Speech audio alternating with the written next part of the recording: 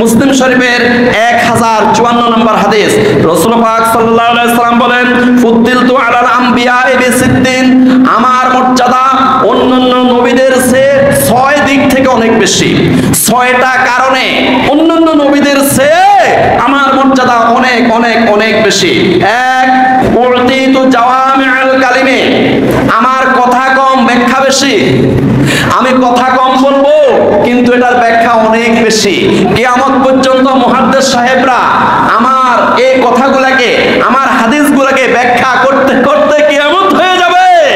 আমার এই কথাগুলো, আমার এই হাদিসগুলো ব্যাখ্যা করে শেষ করা যাবে না। উতিতু জাওয়ামিউল কালিমে, আমার কথা কম কিন্তু ব্যাখ্যা বেশি। ওয়া নুসিরতু বিররুবে, আমাকে আল্লাহ পাক একটা প্রভাব দান করেছে। আমাকে এমন প্রভাব দান করেছে, কোন কাফের মুশরিক যখন আমার সাথে বেয়াদবি করতে আসে, তখন আমি যদি তার দিকে এক দৃষ্টিতে যদি তাকাই থাকি, সে ডরে ভয়ে হজম হয়ে যাবে। সুবহানাল্লাহ। নুসিরতু বিররুবে, আল্লাহ পাক আমাকে এরকম একটা প্রভাব দান করেছেন।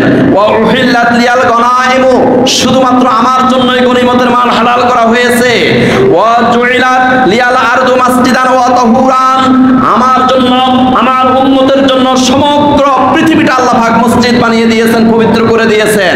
ওয়া উরসিলতু ইলাল খালকি কাফা, আল্লাহ সুবহানাহু ওয়া তাআলা আদম আলাইহিস সালাম থেকে ঈসা আলাইহিস সালাম পর্যন্ত ওনাদেরকে একটা গোত্রের জন্য, বংশের জন্য পাঠিয়েছেন, আর আমাকে সমগ্র বিশ্ব জগতের সকল মানুষের জন্য নবী হিসেবে পাঠিয়েছেন। সুবহানাল্লাহ।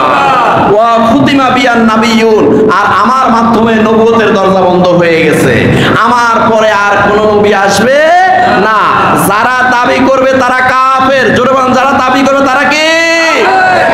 মুহাম্মদ সাল্লাল্লাহু আলাইহি ওয়াসাল্লামের পরে যদি কেউ নবুয়তি দাবি করে,